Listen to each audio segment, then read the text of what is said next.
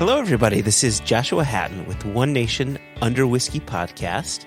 I'm joined this year, as I'm joined last year and the years before that. Now our sixth year of the One Nation Under Whiskey podcast. I am joined with the one and only, the nefarious, the wondrous, the concerning, the... Yeah. Do you think nefarious means honest, humble, and all-around decent guy? Yeah, well, you are both nefarious and infamous, Jason Johnston Yellen. I think I just complimented you. You know, nefarious has nothing to do with fairies. It's not the "n" of fairiness. Oh, I thought it was like new fairies. It's kind of like a Nubian, right? Like New Morrissey. Like New Morrissey? Is there new? We need New Morrissey. He's in trouble, Jason, from being a racist. Oh no. Yeah. Oh no. Yeah, I'm really upset by this. Apparently, he's maybe not become, but apparently he's come out as being kind of racist, nationalistic, kind of. Oh gosh. Yeah. Oh. Yeah. The Pope Do you think you might change your middle name? I may have to change it to Joshua Johnny Marr Hatton. Oh. Right? He's the anti-Johnny Marr the other day. What's that? Johnny Marr means something in a non-English language. If you just pronounce the word Johnny Marr, it means something in another language. Really? No, it doesn't. Johnny Marr? Yeah. Yeah, it was on the 9th episode of the S series of QI for any listeners who are QI fans. QI. Yeah, it was on that episode. I won't spoil it. I won't give the answer. Just in case you see that episode. I don't want to give too much away. I also can't remember. But I'm nefarious, and yet I also keep secrets. Not nefarious secrets. Let's not go down that path. So listen. We have an absolutely phenomenal season 6 opener with David Ferguson and John Campbell. Did I mention John Campbell of the Lochlea Distillery? I'm very excited to speak with these two. But listen, Jason, I've got a question for you that I wanted to not only kick off the episode with, but kick the season off with. Mm-hmm. And kick 2022 off with, right? I mean, it is early doors for 2022. And so my question for you is, in a way, a question that we pose to all of our guests. What are you looking forward to in season 6 of One Nation Under Whiskey? What has you excited? What potentials has you excited for this season? I am excited to potentially, and I think at this point it's more than potentially, but we're still sitting here in the early part of the year, but potentially putting microphones in front of people's faces again. I think there's not even press record. You just put the microphones in front of their faces. What are you going to do now? What are you going to do now, sir? Miss? 2 years I've been putting microphones in front of the faces of my kids, and they are getting sick of it. They want me to leave the house. Mm-hmm. Go outside, Dad. Even if you just go to the supermarket, put that microphone in someone else's face. So that's... Sir, I'm just trying to ring you out. Get that. Sorry, continue, please. Yeah. Would you like stamps with that? Oh, no, could you do that again this time into the microphone, please? And with a bit more feeling. You sounded like you were reading. Yeah. Getting a lot of feedback on your recording here. So the in-person I think will be really big. One of the things we are working on with our dear Jess is Jess getting out into the field and putting some interviews and recordings together. And I think that could be really wonderful.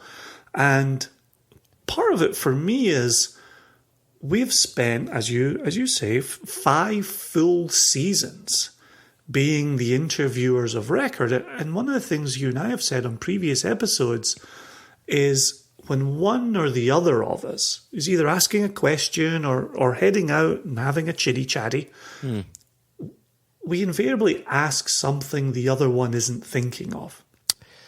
Correct. But in 5 years of interviews, we kind of know one another's patterns.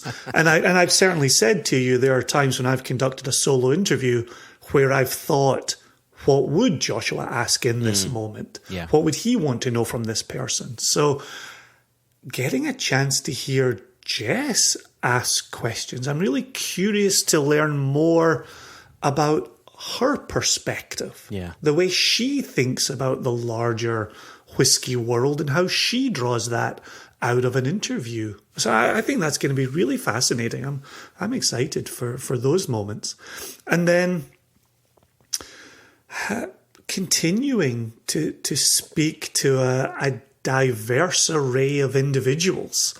I know that we, within our industry, we lean heavily towards white men. Mm-hmm. That's the bulk. And if you go out to talk to a whiskey legend, 9 times out of 10, you're going to get a white guy who's been in the industry for decades upon decades upon decades.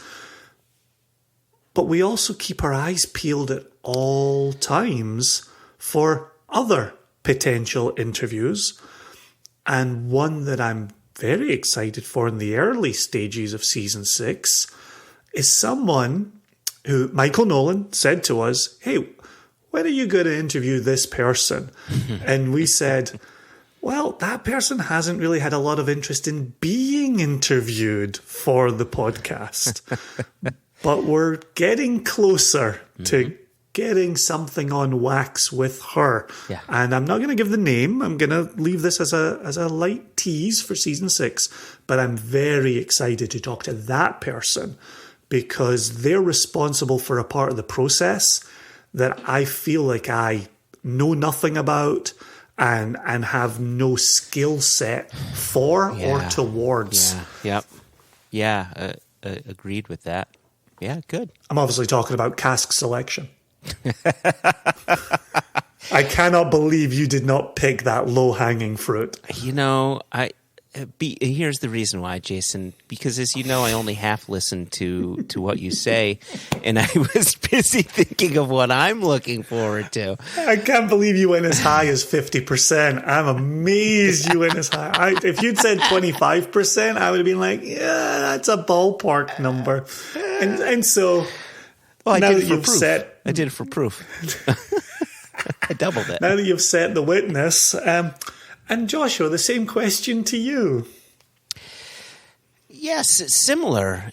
We have trips. We've got trips planned. We're even planning trips overseas, which has me excited.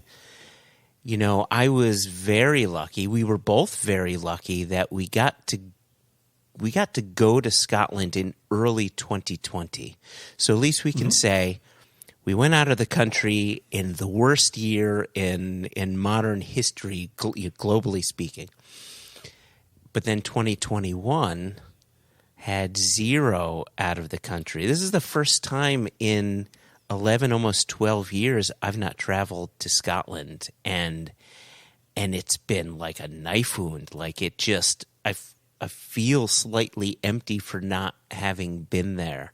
It really is such a part of my existence of when's that next trip coming. It really is. It's like going home again and visiting some of these distilleries, getting to see, we know every time we go to Scotland, we're going to see Ian Allen, right? We're going to go up to Elgin. We're going to go down to Campbelltown and visit Mark and Kate Watt, right? And if we can get to Thornhill, visit with Dawn and David Stirk, and I'd love to see Kirsty McCallum again. I want to visit Stephanie McLeod, who's invited us in her blending room. I mean, there's so many people that I want to visit with and want to talk with, and it's only going to happen when we get out to Scotland. So I'm excited for that. You and I had an interview just a day ago, I think, when we had some bourbon producers on. I'm not going to release the name now, but we had some bourbon producers on, and through the course... Bourbon and rye. There you go.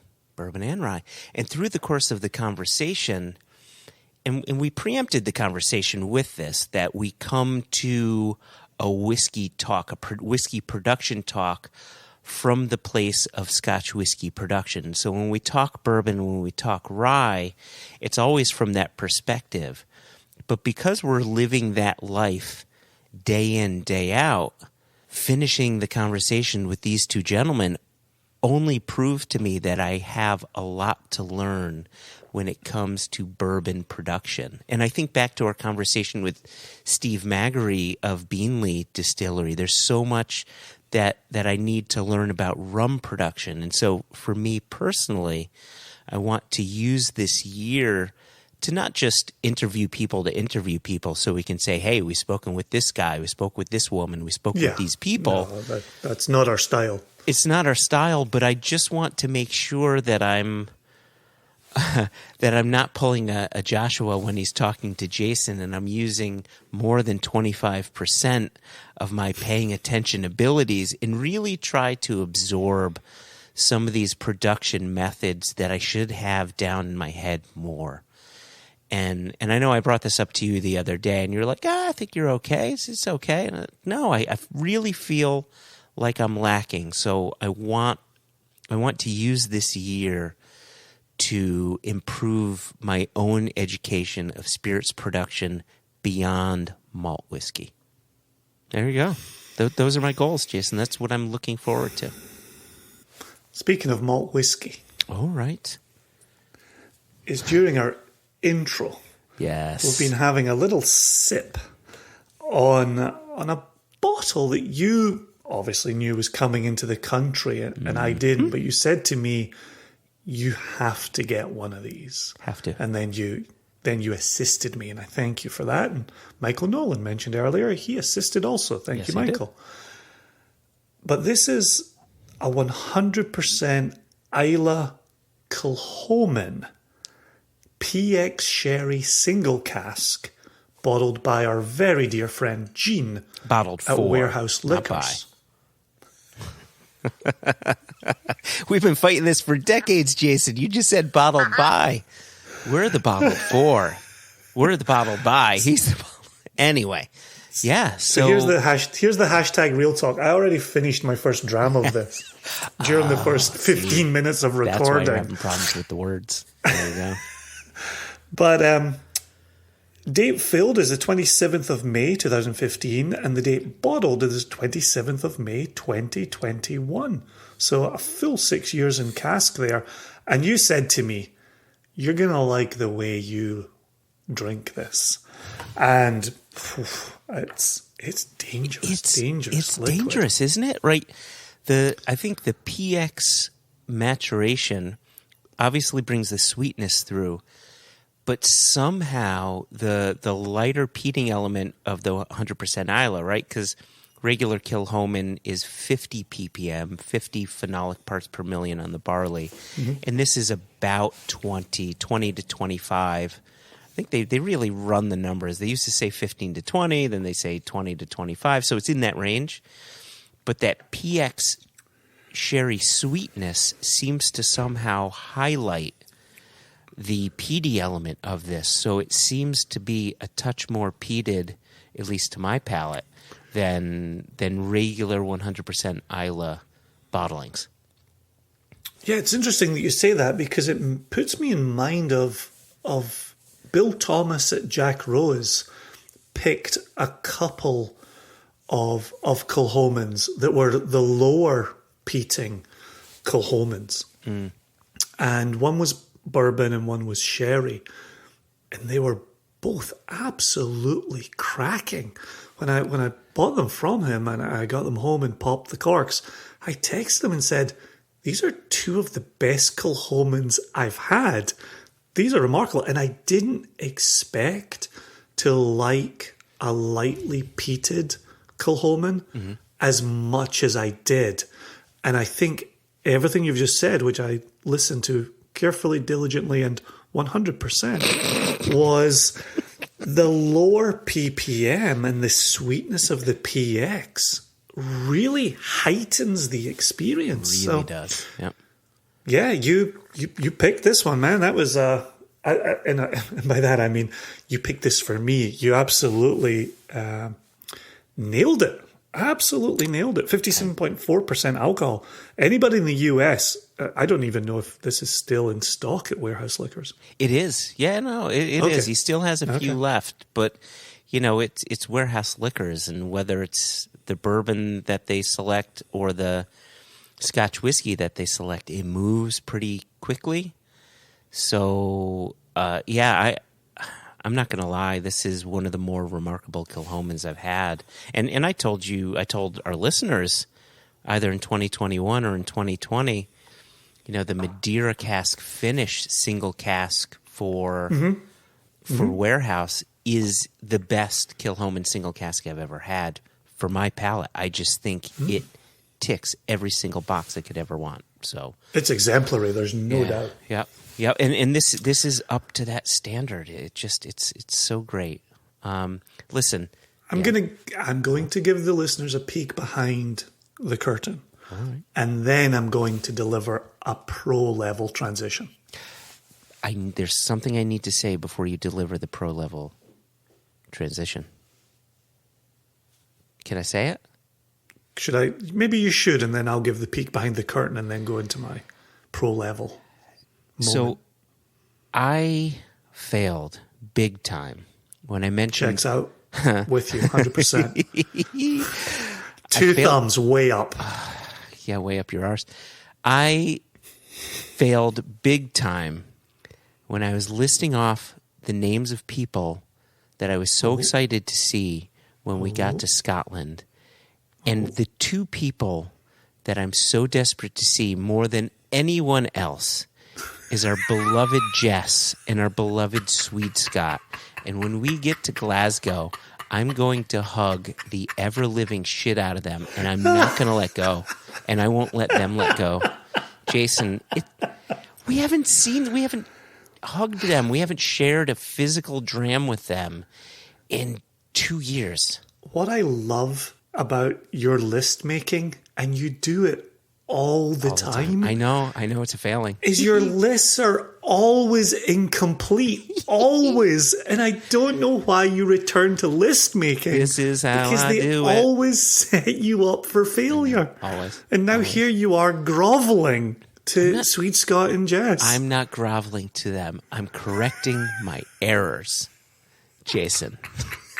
Groveling. If they could see you on the ground right now, falling at their virtual feet. Can't believe you made a list. Peek behind the curtain. All right. You and I, as we started the recording, had said, okay, what are we going to pour? And we had just had some of our Catoctin Creek single cask finished in a Kilhoman PX cask. Sherry Hoggy. And you had said, why don't we do the Warehouse Liquors PX Kilhoman? And it made so much sense that without giving you any pushback at all, which I think you will attest is very unlike me, I went straight to my shelf. This is how you do it. I went straight to my shelf and I poured it. Yeah. So that's how this exact Kilhoman came to be in the glass. Now with Kilhoman in the air, there is a gentleman who was instrumental in getting Kilhoman off the ground. We've obviously talked many times about Anthony Wills, obviously talked about Dr. Jim Swan. Malcolm Rennie was a man at the distillery. Say that a little louder for those in the back. Fucking pro level. Oh my Thank you very much. Oh my gosh. Thank you very much. You do you. Continue doing you. Malcolm Rennie then left Kilhoman, went off to Annandale, south of Scotland. Remarkable distillery. Well worth getting to. Well worth visiting. Lovely, lovely spirit running in those stills. Yep. And actually spent time visiting with Malcolm Rennie at Annandale. Had a great little chat with him. He then moved on and made his way to Lochlea Distillery in my home county of Ayrshire. And Malcolm Rennie just left Lochlea to go to Rosebank, leaving an opening that was resoundingly filled by one John Campbell from Laphroaig, the co-focus of today's episode, the premiere episode of season 6. See, this is why they pay you the big bucks, Jason. Thank you, sir. Thank you.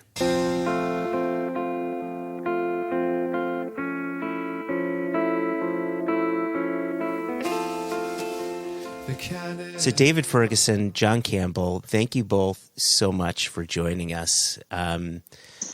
Lochlea Distillery is one that, I recently found out about. I want to say Jason and I don't know about Jason, but I found out about Lochlea sometime early last year, a bit late to the game, if I'm being honest. And it was only after doing some research on the Falkirk distillery. And I said, well, who else is building in the lowlands, right? And then lo and behold, a few months later, I received a sample or 2 samples from Sam Filmus of Impex Beverages. I said, Lochlea on it. And then he sends me an email. I said, I hope you received the Lochlea samples. Give them a taste, give them a go. Let me know what you think. And I tasted them, and they were just, I don't think they were, the whiskey wasn't 3 years yet, but it was just lovely for 2.5-year-old spirit, and you could see the direction it was going in. To which I said, these guys have something that's kind of cool. And then, of course, Sam says, well, we're in discussions with these guys. And I said, oh, that's interesting. That's interesting. And then come September time, we had our national sales meeting, September 2021. And there was this rumor that someone with the last name that started with a C may be joining the distillery. I said, oof, that's interesting as well. What's happening here? And lo and behold, here we are now with you, David, and with you, John, to discuss Lochlea Distillery. And so, gents, if you wouldn't mind, and maybe I'll hand it off to you first, David, if you wouldn't mind, give us a little bit of the history of Lochlea, where the idea started, the idea for a lowland distillery. I'd really like to hear it because I think there's a lot of people that, like me, are late to the game in understanding who Lochlea is and what you guys are aiming to do. Yeah, sure. Well, first of all, thank you very much for having us on. Appreciate it. The idea or the planning for this all started way before John and I were involved. So I think 2014, the owner who owns the farm had this idea that he could build a distillery, and from then until literally earlier this week, we didn't have any whiskey to sell yet. So it's been from his perspective, been a long journey. But yeah, we're independent, family owned. We do everything, vast majority of things on site. We grow our own barley, which is pretty unusual in the industry to have control even at that stage. The guys talk about five stages of making whiskey. They never talk about growing the barley. That never comes in before on the tour. So we've got traceability with everything, just naturally because we're a working farm. So that you're right in what you say. No one really knew about us, about Lochlea until last year. Yeah, and partly, I mean, to be honest, by choice. Neil had some guys in production. He is actually quite a shy guy. When you meet him, he's not. You wouldn't expect. Some people in the whiskey industry are quite loud, and we're not like that as a business, and he's not like that personality wise. So I think it was just kind of low key, get on with producing the best spirit that we can, and when the time's right, we'll tell people, look, we've got whiskey coming. So when I joined the business just over a year ago, that was my kind of remit, was let's let people know that we have whiskey coming soon. Which is why I was then speaking to your colleague, Sam, and people to make sure that once we had that first bottling ready, that it had a place to go. Brilliant. Yeah, I saw, when Sam sent me the samples, I then checked out the website, dug a little deeper, and I saw that Malcolm Rennie was on there for a while. Is he still on the team? It was an interesting name popping up because I think he was with Kilchoman when they first started very early on. And of course, that's a distillery in the Impex portfolio. Is he still connected? No, so Malcolm was involved in setting the place up. He's moved to Rosebank to help them restart things. Okay. So John, we're lucky enough to get John on board at the end of last year. So now we have a team John has a team in production. I've got a team on the commercial side, and we're in fact, we have another new person joining next week. So we're growing exponentially for the size that we are.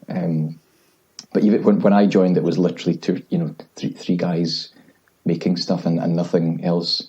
We're now up to a team of 9, 10. So, John's very much in charge of everything, quality of spirit and everything else. So when you say this, the size that we are, what is that? What is your capacity looking like right now? John, you want to answer that? You'll have a view on what it is now and what it could be. Yeah, no, it's still a small capacity right now. The potential is there to grow, and it will grow over time. And I guess we're taking slow steps. It just wants to be. I guess the main thing for Lochlea is it's the right steps and positive steps, and so that's the main thing we want. We want to do everything kind of in the right manner. I think that's very important to all of us who work at the site, that everything's done in the right manner, and it's within our kind of, I guess, remit and control, and kind of we just put the best that we can out there and always put our best foot forward. So in talking about that, John, we're sitting here, we're recording January 27. You put out your inaugural release on what we know as Burns Night, but it was obviously Burns Day when you were putting it out there. You've got the connection to Burns on the farm where Burns formerly farmed. Yeah. But rather than talking about Burns right now, which I'm always up for, I want to talk about that spirit that as you came into this project, you're clearly examining spirit that you didn't distill. And so when you come to that, what were you first struck by with the spirit? And then what was in your mind as you were thinking about an inaugural release? A good question. I guess there's some of these steps that are already kind of taken place. They had worked, I think, during the summer. It was sort of maybe April, May time, maybe late spring, to start working on the inaugural liquid. And to be honest, didn't do a huge amount to it. We kind of tweaked it a wee bit at the end, but nothing really. We just kind of went with it was good liquid, so no need to tweak too much. So I'm not here to get in the road of good whiskey. So yeah, not a lot, and I guess but moving forward, I guess that one of the things I really wanted to do straight away, it helps kind of all of us, me included, to get feet under the table, is to understand what Lochlea meant to everyone. So that's the thing, because that, to me, that's the job, to create that spirit under the kind of the guidance of the people who are kind of cradling that brand and making the whiskey. So that's all I'm kind of doing, is trying to kind of recreate what the people see as or the workforce see as Lochlea to them. So how would you describe the spirit? For someone like myself who hasn't tasted it at all, Joshua's lucky he has. People on January 25th started tasting it. How would you describe it? Yeah, it should be full of flavour, bursting with fruit straight away. Lots of kind of fruity flavours coming through, some nice grassy notes, kind of really kind of quite a lot of high floral aromatics are going to be coming through as well. And trying to, I guess the job is to build a depth, kind of moving on. And we're looking at trying to do a couple of different things on that just now. But like, again, if it's not broke, you don't fix it. So like it's kind of, I guess, just trying to. It should be approachable but full of depth. I guess if you're wanting a 10-second sell, it's going to be really approachable, but just it's going to be full and bursting with flavour. A lot of different types of fruits and kind of grassy notes and floral coming through. If I can ask one more follow-up, and then I will return the floor to you, Joshua. Sure. But one of the things that, and I think I remember this correctly with you, David, where this came up in the Impex deep dive, or this was the Drinks With this series that Joshua just concluded with Impex. There's this idea of a lowland distillery. And over the last, 10, 15 years, maybe 20, the market has wandered away from lowland distilleries, and the region itself drastically shrunk with the number of working distilleries. And I hope I remember this correctly, David, but when you were on talking with Joshua, there was this question about, would you take ownership of being in the lowland region? And I think your response was, well, we're not really here to represent a region. We're here to put out the very best whiskey we can. Is that a fair remembering of what you may have said at 2:00 in the morning, your time? Yeah, no, that is correct. I then felt bad a little bit because obviously within Impex, I think we will be the lowland single malt. So I didn't want to go too far the other way. But no, it's interesting. Previous company I worked for had kind of regional malt whiskies where very much the emphasis was on this is the profile that you might expect from a Speyside whiskey, from a Highland, and I get that as a marketing tool. And it made sense when the regions were created a while ago. But for us as a distillery, the fact that we're in the lowlands is kind of inconsequential. It's not. I think nowadays with the type of spirit you can produce wherever you are, I wouldn't see us as trying to particularly fly the flag for lowland whiskies. I mean, the good thing, if people do still associate us with that region, for me, is that there are some other very good lowland whiskies coming out. So that hopefully that brings the whole thing up. But I think if you taste Lochlea, you won't necessarily go, "Oh, that must be a lowland." That's not what I get from our spirit at all. Yeah, it really feels like the lowland region is exploding right now, with the number of distilleries that are now opening within that region, and it will be interesting. I might have had this conversation with Nick Ravenhall over at Holyrood, but it's that question of what can the lowland region become, where if it has been slowly forgotten or ignored by a consumer, how can that come roaring back again and tell some fresh stories in that region? So I quite liked your answer, which is why it's stuck in my brain all these weeks later, because it did have that sense of echoing what John's saying here, which is it's spirit first and region second. So I'm excited to see what that does, and I will relinquish my time to my fellow gentlemen, but I will have further questions momentarily. Well, I like what's being said here, where you're not leading with lowlands. You're leading with flavor. And then I think of distilleries like Annandale who are doing, some peated malt, right?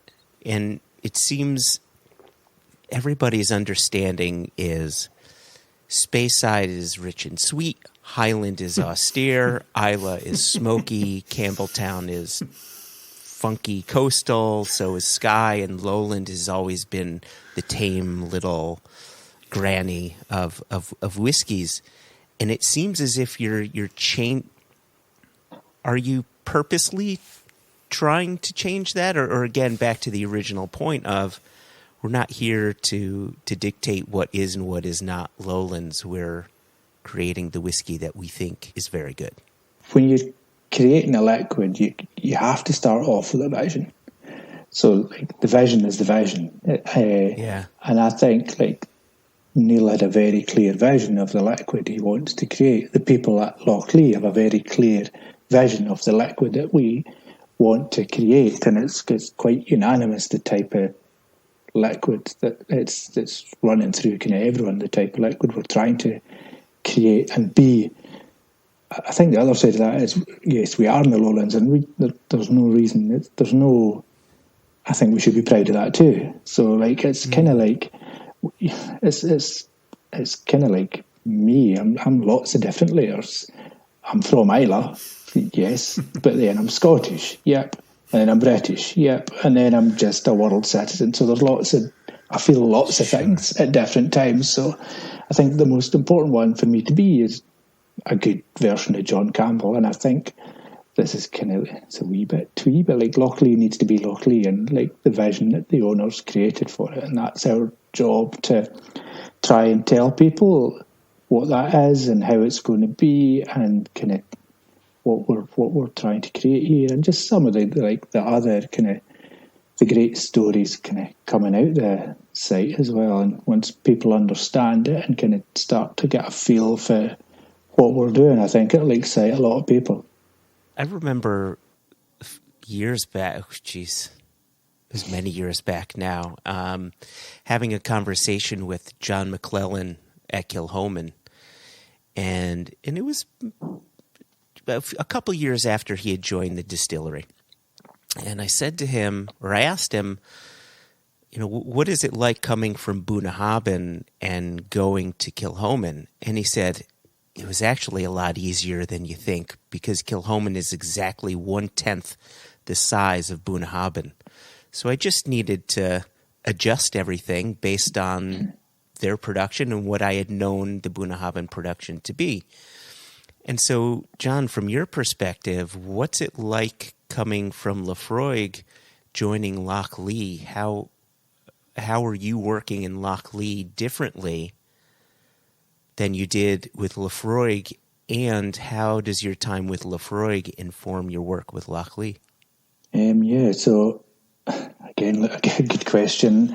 That I guess, how do I work with? I guess coming from peated, I guess, to plain spirits. It's just, I think it's. I'm old enough now. I guess I've got good experience. I know I've gained lots of kind of technical knowledge through the years. So I guess it's just a case of using my experience to understand. I guess like keep going back to that point. But like once I know what people are trying to create, I know what that means technically, what we have to do, and kind of what we have to kind of adjust or tweak more than anything. It's not like there's not, I guess, huge adjustments needed to say something that's already good. So it's just tweaking to try and add just that depth into the liquid as well. And then I guess second part was about kind of Laphroaig. What was that again, Josh? Yeah, just how your time at Laphroaig may have informed what you do at Lockley. Yeah, no, absolutely. It's a different scale as well, completely different scale. It's very, I guess, at Laphroaig, the recipe was set. The job really was to not muck up. And just, you would kind of tweaking around the edges. Like nobody changes Laphroaig, nobody's that daft. It's the world's biggest peated single malt, so like, yeah, don't muck up, John. Whereas with Lochlea, it's like, it's a different kind of thing. It's your job's to cradle and to kind of nurture and to push and to just try and nudge it forward and make it kind of, I guess, what we want it to be. And so it's a completely different thing. And I guess there was lots of layers to Laphroaig as well. So yes, it had to be peaty, and that was the biggest thing not to muck up on. But like, there was lots of layers below that you always had to concentrate on too. So it's going to be the same with Lochlea. Once we'll just be kind of working on the layers and the depth of the character, and just it's tweaking kind of what we do in the production process to just give us that depth. You said something really interesting a second ago there, John, which is when someone gives you the story of what they're looking for, in your brain, you can do the technical side of that. As someone who wanders through distilleries looking at all the piping work and just trying to be like, okay, that's connected to that, but it goes through that room via that wall and how that goes over there. Are you able to articulate how you go from story to the technical process? Because that boggles my mind. Okay, yep, and I'll try and kind of keep it like lingo proof. So, like basically the first part, well, is the malted barley. Like, what are you dealing with? Where's it coming from? Like, what are the contributing factors? So, for Lochlea, it's grown within 2 miles of the mash tun. So, like, it's all very local. For a lot of other distilleries, it could be coming from south of England, north of Scotland. It could be peated, it could be unpeated. So there's lots of, again, if you think about that, like where it's grown, the kind of, I guess, the terroir, and then what you do with it, whether it's plain or peated, you can start to see a few variables kicking in there straight away. The next part is the extraction of the sugars and flavours in the mash tun, and how you do that, whether like the wort, which is the sugary liquid and flavour you take off the mash tun, whether it's clear or cloudy, that'll now start to bring in different variables as well. You then move into the fermentation and the type of your vessels, the kind of temperature, the yeast types, they all bring in variables as well. So that, you're just building on the variables and the variables. And then distillation, wash distillation, speed is kind of the thing here, and the rate of distillation and how you want to, what flavours you're going to get by going faster or slower. So that brings in more variables. And then cuts in the second distillation. So heads or foreshot cuts, then spirit cuts, like the depths and lengths and kind of flavours. And then what that leaves for your tails or your faints, depending on where you are in Scotland, and then what that does to the balance in the vessels. So then that's you kind of in the distillery. Then you've got the casks onto that as well. So you can see, like, just by moving up different bits and pieces all the way through that process, that you can end up with a very different liquid from even the same malted barley at the beginning. So you can just even change one thing and it changes everything thereafter. Yep. It strikes me that, do you have controls in place? So if you move that one thing, you know you can then see what's being changed. But if you move that thing and that thing over there, it starts to get a little uneven ground. And if you change this and this and this, you have to be in trouble at that point. Yeah, no, you can only change one thing at a time. That's the thing. Just one thing at a time, because that's the thing. Because then you don't know what's made. Like you will know what's made the difference depending on, I guess, the outcomes. So, like, if you change your rate of distillation, if you go faster, you're going to bring more kind of heavier kind of oils and grassy notes in.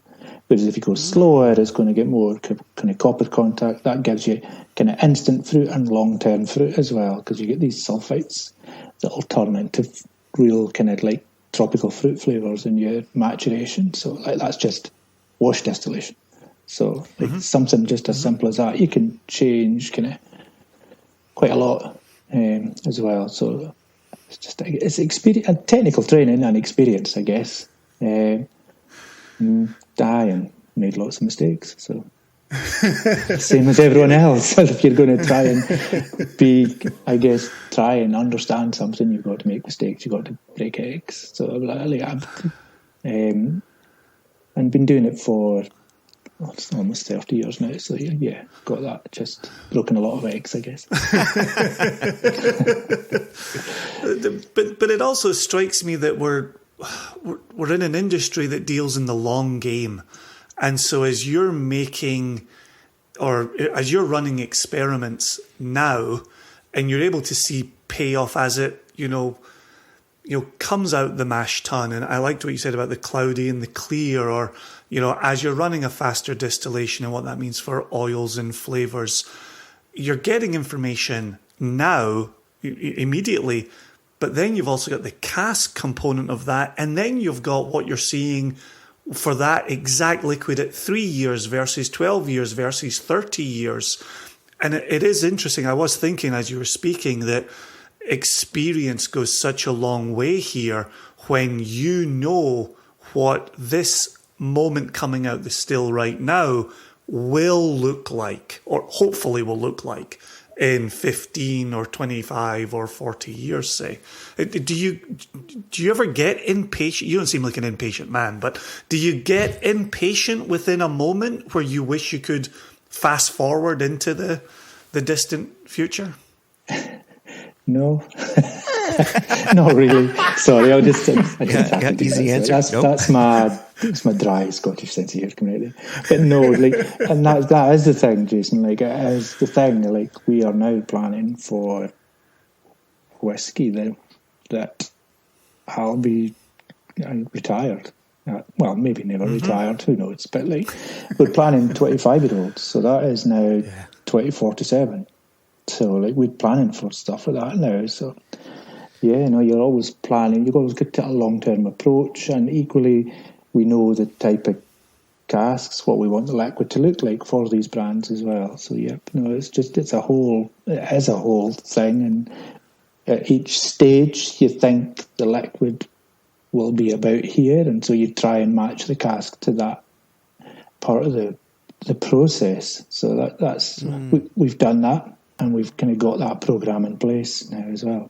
I think that just for adding on to what John said in that point, that's been one of the biggest things since John joined us was talking much longer term. So we had plans as a business, but I think the long term stock, the maturation strategy, that was I think a fairly substantial piece of work that John did in his first couple of weeks with us. So for me, that's exciting because I can, first of all, I know what casks not to touch right now, but also we know the cask profile, the makeup of Lochlea 25-year-old, which is obviously going to be phenomenal. But we're at such an early stage that what we're making right now, and actually the response to the first one's been quite overwhelming. If people like it now, this is only ever going to get better. So it makes my job a lot easier when we can look further ahead to what's coming. I'm going to use Kilchoman as the example again. I like where this discussion is going, where you're preparing now for a 25-year-old. And it seems you have an understanding of where that 25-year-old is going to go. But if I think back to Kilchoman and early on in tasting their 3-year-old stock, their 4, their 5-year-old stock, it was fruity, it was floral. And then right around 9 years of age, 10 years of age, it starts to get a bit herbaceous and flinty and almost, at least to my palate, starting to get into some of the flavor profile that I get from Port Ellens, from younger Port Ellens, not necessarily the older Port Ellens. I just see some similarities there, and I'm curious. There's going to be a lot of layers to this question. Your job, John, at Laphroaig was don't muck it up. You have a system in place. You're there to make Laphroaig 10-year-old and quarter cask and so on, and just don't muck that up. But here you are with Lochlea, and David, John, your entire team is concerned on making whiskey for now, but also for 25 years from now. Are you still in the mode of don't muck it up, or are you in the mode of there may be some tweaking here and there to get that 25-year-old to be where it needs to be 22 years from now? Does that question make sense? Are you still experimenting a bit? What is that looking like? So yeah, absolutely. And that's a really good question as well, Josh. So it is absolutely, because we don't know what a 10-year-old Lochlea is like yet. So there's quite a lot of projection there.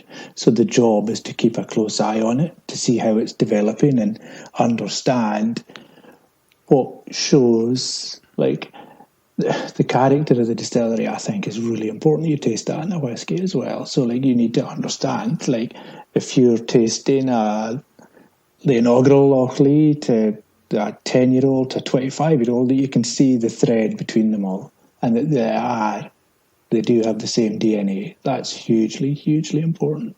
And so we know what the DNA we want it to look like and want it to feel like, but we still have to make sure it ends up there.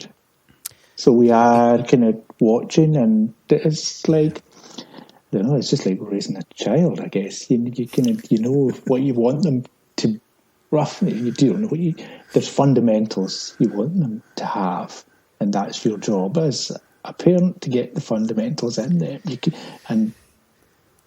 can't kind of, and let them choose, I guess, the life they lead, as long as, I guess, like with a child, if they're a good person and they're happy, I guess as a parent that you've kind of got a couple of fundamentals right there for them. So let them explore the world and kind of make the most of that. So again, like Lochlea, you've got to just give it the fundamentals and kind of let it develop into the character it becomes as well. So, but we kind of know how we want it to end up as well. So yeah, no, you're watching brief all the way through. As the parent of two teenage girls, I can understand how difficult such a task might be. So, do you ever want to kill your whiskey? Just throttle a barrel's neck? Is that how that works? No. Just I know that feeling too with 4 boys. So at all different ages. So, but yeah. It passes, Josh, I guess. That's all I'm saying. It passes. They come close again. They come back. I sure hope so. It is difficult. You know what? Just like with whiskey aging, I guess, knocks off the edges. Child evolution is not linear. Right? Yes. There you go. It knocks off the edges, just like a good cask. Yeah. You're the barrel. Be the barrel, Josh. Oh my gosh, I feel like knackered wood right now. Yeah.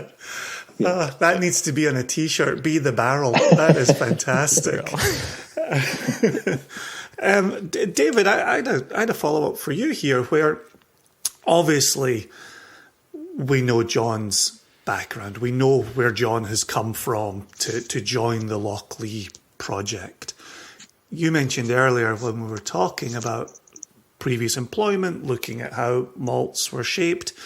Can you, for my benefit first and foremost, but also for the listeners, can you give us a bit about yourself, and then really the same question that was asked of John? What do you find bringing from previous employment to what you're now doing at Lochlea? Yeah, of course. So I actually, my previous role was with the same company as John, so came here from Beam Suntory. Great company in a lot of ways.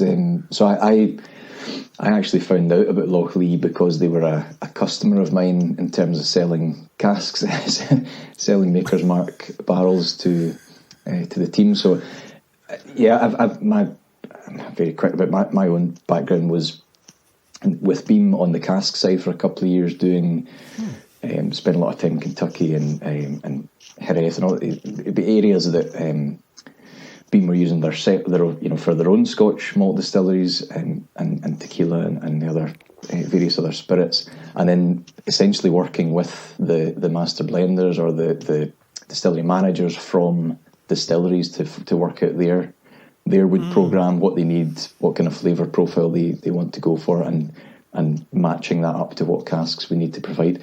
So that was almost like kind of behind the scenes role as such.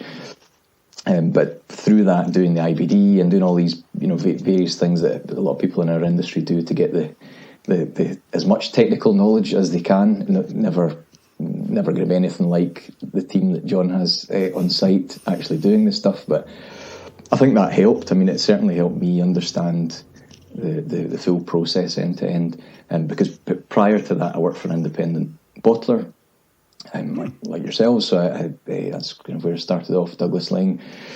And that was very much front end, hosting hundreds of tastings, all the events under the sun, and built up a lot of good relationships with customers here, but also with various export markets. So I've taken bits from that role, certainly, to get us established here.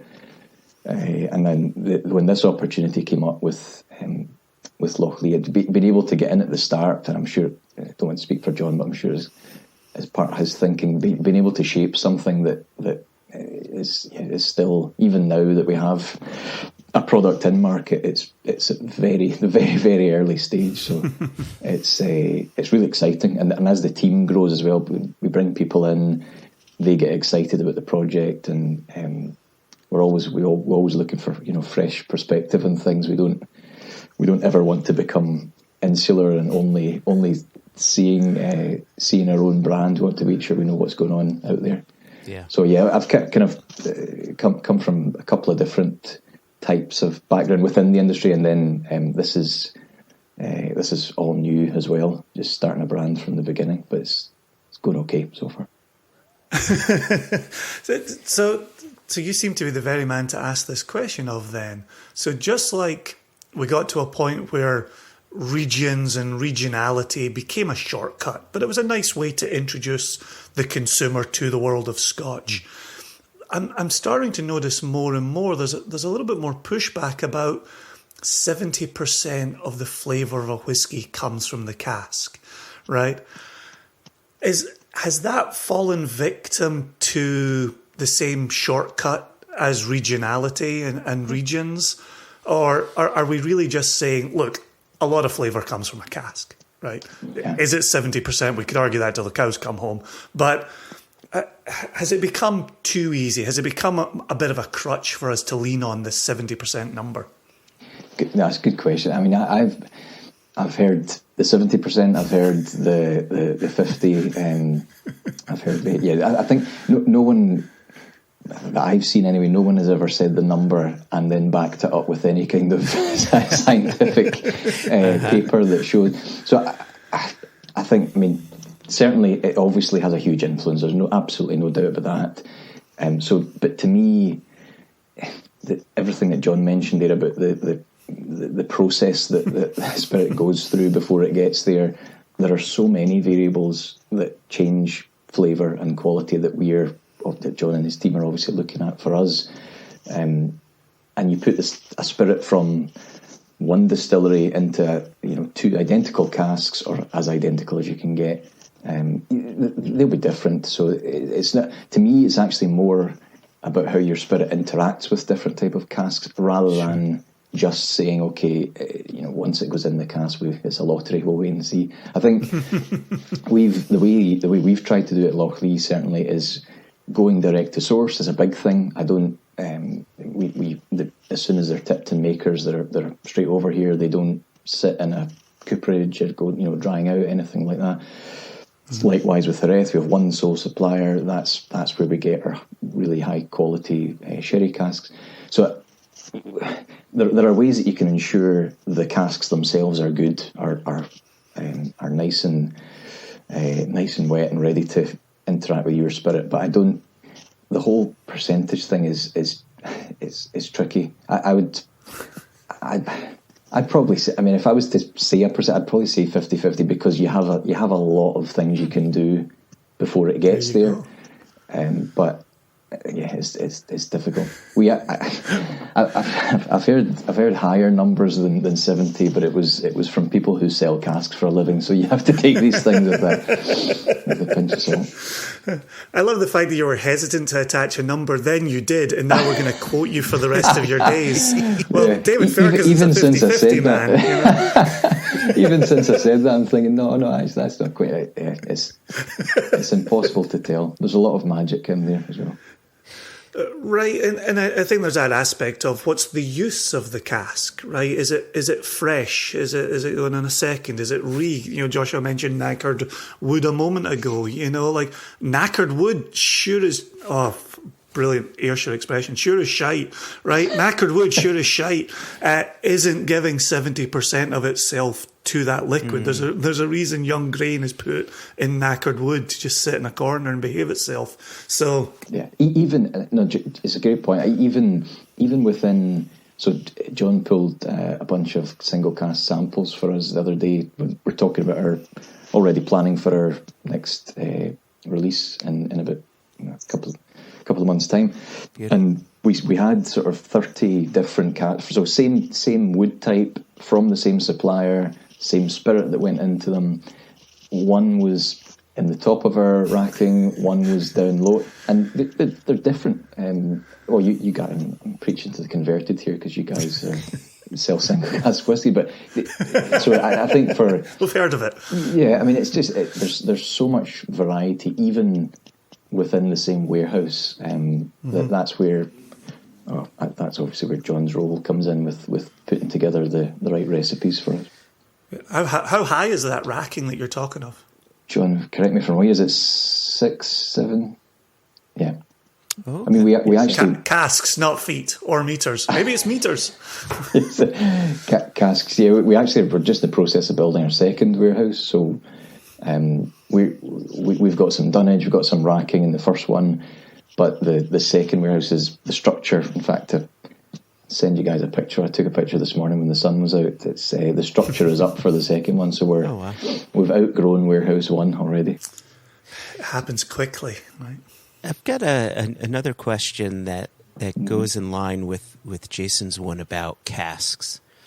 And David, I love what you said because we agree with you, right? Each cask is unique. Each cask is different, even if you're dealing with 2 Maker's Mark bourbon barrels filled on the same day, one after the other, and they could be sitting next to each other, and they're both going to taste different. In your experience, David and John, do you know if those variabilities increase if one were, say, a Maker's Mark and one were an MGP, or is a bourbon cask a bourbon cask so long as it's good wood and received kind of wet? You want to fire away, John? I've got an opinion, but it might be different to yours. I don't know.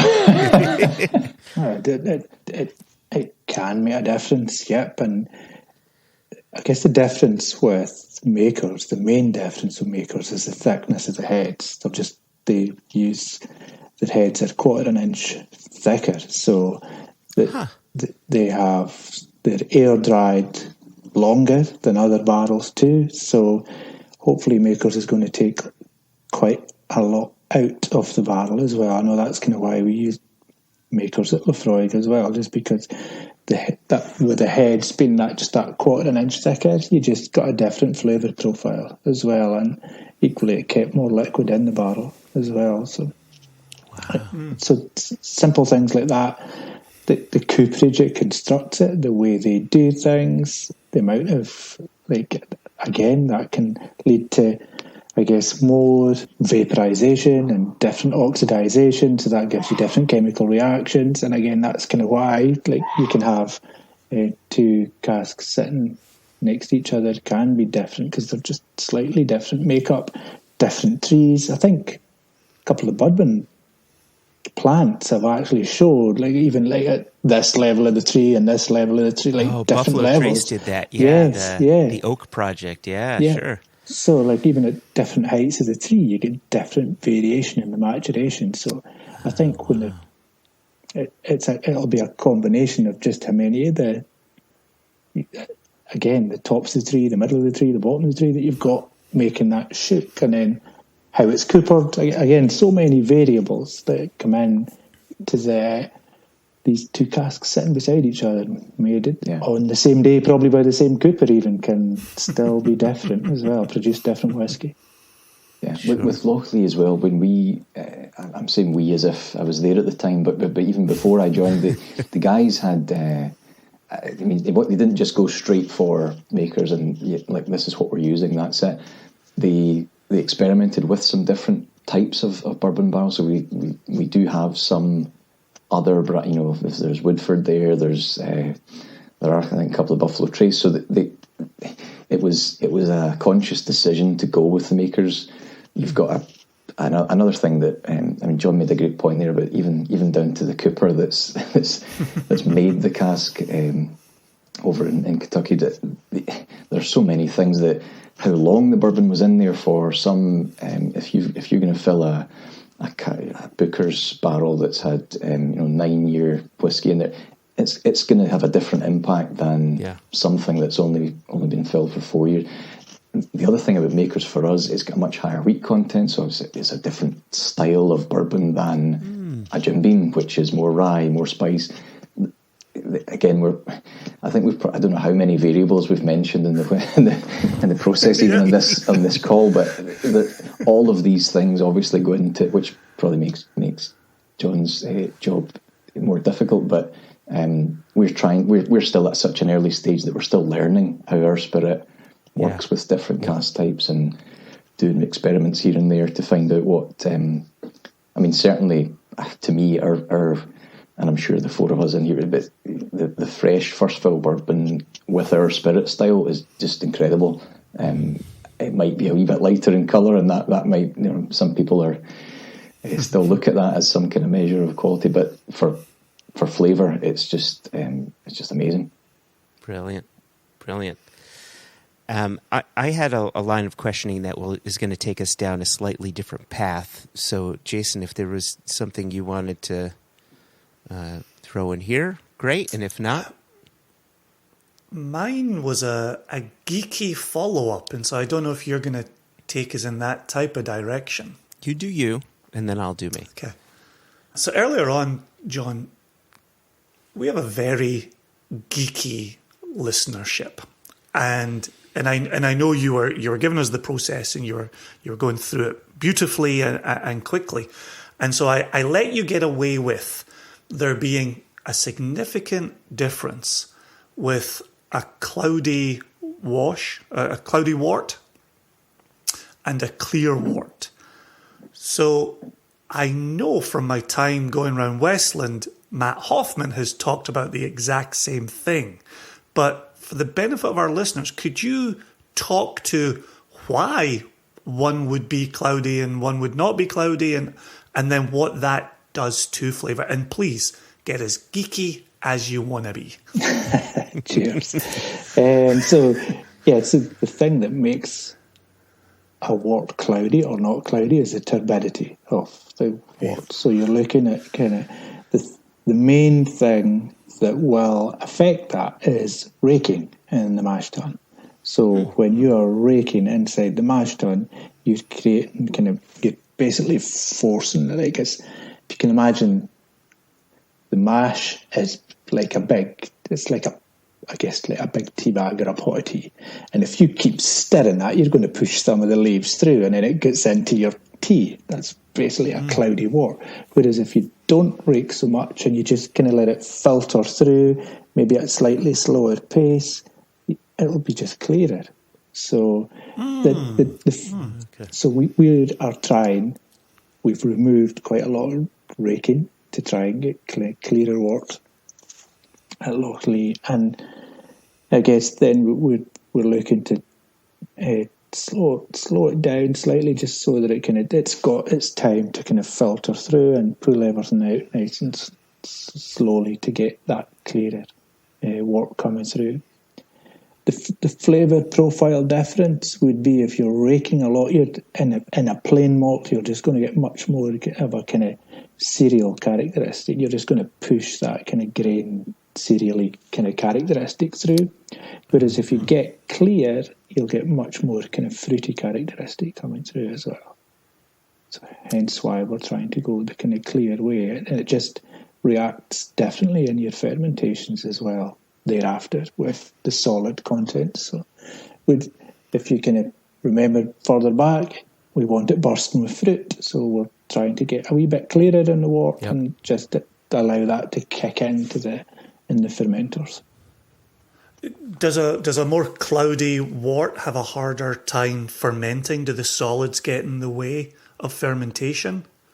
No, not so much. They can, I guess, they could, but it's more what it allows, I guess, the the yeast to do. It just gets in the way of the yeast a wee bit and changes the kind of the acidity level within the fermenter. So that changes the kind of acids, and so you just get different kind of flavour compounds coming through due to that.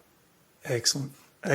You never just put your hands in there and say, well, the cask will take care of 70% of this, so I'm not going to be too worried today. It's 50. We've just learned that it's 50, Jason. Yeah. What's your number, John? If you were to attach a number that you don't want to attach, what number would you say?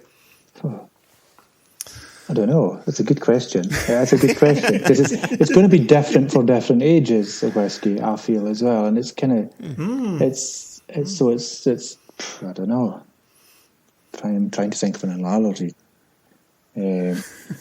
Jason, so would you say you're 50% of your relationship, or is it 70-30 sometimes? Is it 90-10? Or how does that work? Because it should be a balance, and it should be a kind of a moving feast. But I guess I love the subtext of today's interview. Right, we've got parenting advice, we've got marriage advice. Like next, it'll be how to load a dishwasher.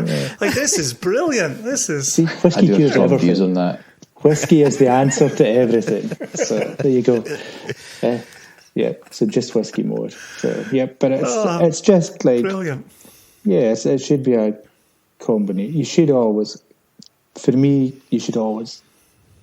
we want to try and taste the distillery flavour, the characteristics of the distillery. So, like for Lockley, you want some of that. Like the barley's Ayrshire barley, it's grown within 2 miles of the distillery. We need to taste these flavours. We need to understand what difference that makes to us, and kind of how we accentuate that within the whiskey, so that you can, if you've got anywhere kind of reasonable amount of kind of understanding of flavour, you should be able to get that, and then say the fruits, and then you're just building that with these fruit flavours that should be bursting out of it, and then you get some of these grassy kind of notes as well, because we're on a farm and you should have kind of slight grassy notes coming through, floral notes add the depth, and then the casks should support all of these things. And it's almost like the cask is like the bitters in a cocktail. It just pulls everything together, and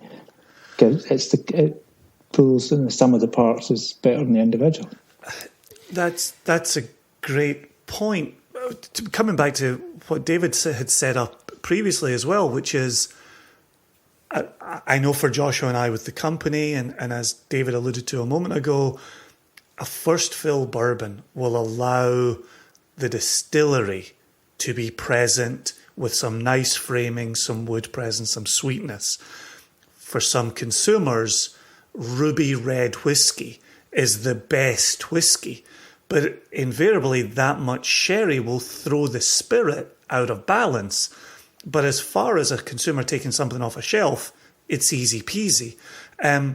Do you grapple with that, John, between how much colour the consumer looks for and how much of that distillery character you want to be present in the bottle that's on the shelf? I guess a bit. You have to. The customer's always right. So it's like there's no point in, I guess, like, but it should still have some DNA. So like, yes, it is. You're absolutely right. It's tougher with a big kind of sherry character to keep Lockley, but you should still be able to get there as well. And it's kind of like us now. I guess we've got all this knowledge of whiskies, and sometimes we might want, like, so if you go from, I guess, one end of the scale would be a 25-year-old and a first fill sherry just left, and you're at kind of like, whoa, big, kind of powerful Oloroso or Pedro Jimenez or whatever, and you've got a big change. Whereas if you go for like a 6-year-old refill, all you get is distillery flavours. So we'll always try and keep that balance. Hopefully be able to show people. That's kind of one of the things, I guess, that we hope to do and we can do, is over the next few years, as we're evolving and developing is show everyone what Lochlea can be in all phases of or forum. This conversation answered the question that I had previously, so this is perfect. But I wanted to get back to the barley, if you didn't mind, because like both of you had pointed out, you're sourcing it's your own barley from 2 miles away. And John, you'd used this word twice now, terroir, and that you wanted to be able to highlight that within the whiskey. And I have no argument for or against terroir when it comes to barley in whiskey, but I'm curious of how that's different. Obviously, from a logistical standpoint, it makes sense. You've got your own barley, and that kind of makes things a bit easier for you, potentially. But from a terroir perspective, how is that barley informing what Lockley will be? And do you believe that, if you got to a point where you had to ramp up production so much that if you had to purchase barley elsewhere, and maybe you're doing that already, I don't know if you're using 100% of your barley from your farms for your operation, or if you're doing a bit of a mix and match. Jeez. The more I talk, the more I'm messing up. Yeah, there's a question coming. There is a question coming. Joshua's how many more hours do you guys wait have? Ages and then 3 come at once. So.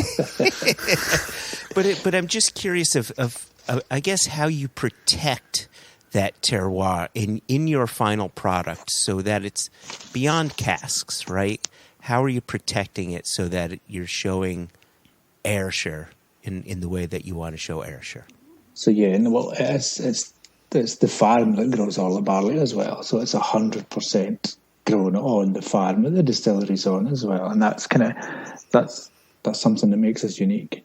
Nobody does 100% homegrown barley. We don't have a floor maltings as of yet, but that we are certainly looking towards stuff like that as well, and that's the bit to me that will accentuate Ayrshire the most. If we get a kind of floor maltings and we get that done as kind of like, I guess, as naturally as we can, that will accentuate the kind of, I guess, the terroir the best way we can. And then when we extract the kind of flavours, we will see again, and we might go for a semi-cloudy wort, so that we get the cereals and the fruit. So it's just one of these things. It's jobs we still have to do, I guess, but we need to try and get a floor malting so that we can accentuate that Ayrshire terroir, I would say. That's good.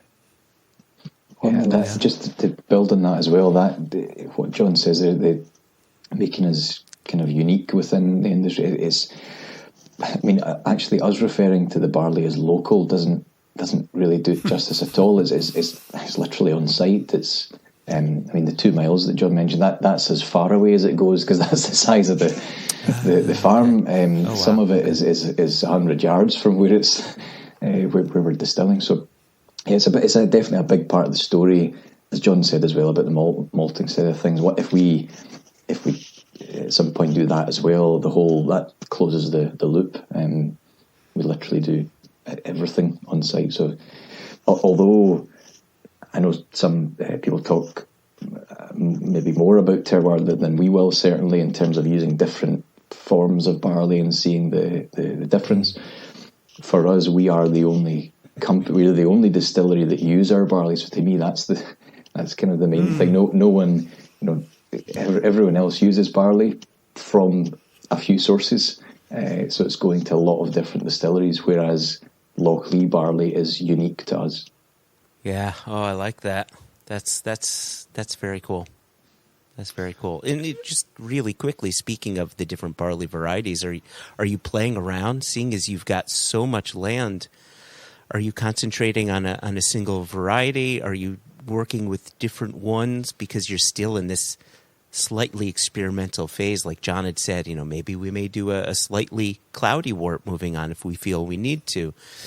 So is that part of the farming practices? Yeah, I think. I mean, certainly Neil, the owner has grown different varieties before. He did a batch of beer barley in a few fields a couple of years back to see how it went. We used to do a lot of concerto. We're now switched over to laureate, so that there's varieties there that we're using. I think the tricky part in all of this becomes how do you separate out each batch of a different strain of barley right through the process, and it you're talking about seriously reducing your efficiency of your plant by doing that. So yep. It's a good question. I think right now we're quite happy with how the current crop that's being grown is working, but certainly wouldn't rule it out. Okay. And the current crop is the barley type? It's laureate, 100% laureate. laureate. It is laureate. Okay. The closing question that we always like to ask, and I think this may be a special question for you because what day is it? The 27th? You've only launched the brand officially 2 days ago. So right now the sky's the limit. But with that limit in mind, what are you looking forward to across the next 5 years? Obviously, I understand what you had been looking forward to had just happened, but now that's behind you. What does the next 5 years look like, and what are you excited about? Okay, I'll certainly go for it. I mean, personally, this first release coming out 2 days ago, that I'm surprised that my phone hasn't gone up in flames. The amount of having to recharge it 3 times a day, just with the amount of messages and requests and everything that are coming through it's been amazing. Obviously, there are still, like the US, for example, the stock is on its way, so it's not landed yet. Yep. So that there will be other waves of activity, which is great. It just builds even more anticipation. So that this first one has been really well received, but as an inaugural, you kind of take that to the side and say, right, that's a one-off. The exciting part for me is what we do now, and with John's help and looking at the cast profile that we want to do for our core ongoing release, that will be really important this year. But on top of that, we have a plan to showcase the spirit in 3 or 4 different ways, kind of tying into what's happening on the site, on the farm at that time of year, and then relaying that into a spirit character and a brand and a pack. And I think, if we had this call this time next year, you would have potentially 4 really different but equally interesting expressions of Lochlea on your desk, which that's what I'm excited about, is getting to that point where we can start doing all the tastings and events and getting people's feedback, getting people cracking bottles and letting us know what they think. Well, I've just opened my calendar, so which January day, or should we just go for the 27th again? I'm ready. I'm ready for this. And John? Yeah, no, similar. I just we are planning as hard and as best we can, and we know how we want to showcase Lochlea and how we kind of the steps. So I guess 5 years from now, we will be sitting here with reflection mode on and seeing kind of what's developed, how it's developed, I guess what's coming, because it'll still be evolving, I feel, as well. So I think it'll always be tweaking or evolving as well. So that's the thing, I guess. And yeah, I'm the same as this time next year we will have 5 different whiskies, each one different, and maybe kind of we've talked about some of what they can be already. I don't know, I'm supposed to be teasing this out, I think, David, rather than kind of I just want to tell everyone what we're doing. This is what we're doing. But I know it's because there's some cool stuff coming and some fortunate coincidences with some of the expressions as well. coming. Oh. So there's the cryptic clue. Oh, I love That's wow. Oh. We'll be pulling that out of the archive this time next year. What did he mean by that on January 27, Yeah, 2022? The cryptic clue is all just about be getting launched at this time next year as well. So, Oh, gosh. so we plan again, just planning ahead. So we know what we want to do, and so yeah. You're Yeah, a master links to the teaser. past, that links to the future. Yeah.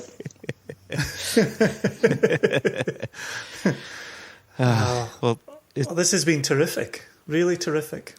yeah, I really appreciate your time today and talking and sharing a bit about Lockley and what's to be expected. You know, from the import side, you know, it's so nice to have Lockley as part of the Impex portfolio, and I know that our sales team is champing at the bit to get the stock here. I know it's forthcoming. Hopefully sometime in May it'll hit U.S. shores. So, you know, we'll see what global logistics looks like. You know, maybe that date will change. But it'll be exciting to roll it out and hopefully invite you guys over to our shores before too long. Yeah. Continued success in making good old Scotch drink. Nice. Like the Burns like at the end. Thanks for having us, guys. Yeah, no, good to see us and hear you, and yeah, hopefully in the flesh soon as well with a dram. With a That would dram. be good. Yes. Yeah. We'll be there. Yep, Great. absolutely. Cheers, gents. Cheers. Okay, take care.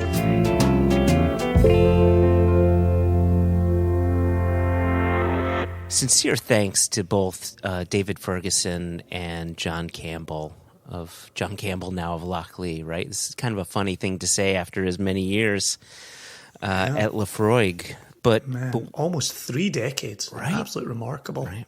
But what a great conversation, and quickly to put my Impex hat on, you know, another thanks to them for entrusting Impex Beverages to be their importer into the U.S. You know, being able to share Lockley's whiskeys with retailers and with drinkers and whiskey dorks. I'm just so excited to be enjoying it both as a consumer myself, but as someone who gets to introduce the brand to people. That really has me excited. I did have a question for you on that front, Yeah.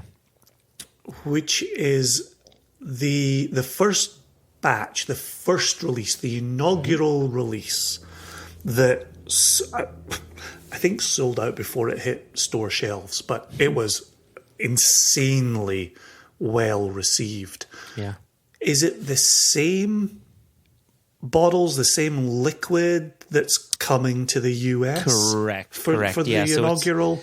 So it's all the same, and you know, there's only so much liquid, and because it is the same, there isn't a lot coming to the U.S. So when you see this starting to hit store shelves, run, don't walk, grab it. And then after that, the last thing I want you to do is flip it out at an auction site. And the first thing that I want you to do, open it. pop that cork, share it with friends, enjoy it, because it's remarkable liquid, thoroughly enjoyable. And there's always going to be more Lockley. So buy more, open more, share more. That's what whiskey's all about. We say it with Single Cask Nation. I'm going to say it with this as well. Yeah, I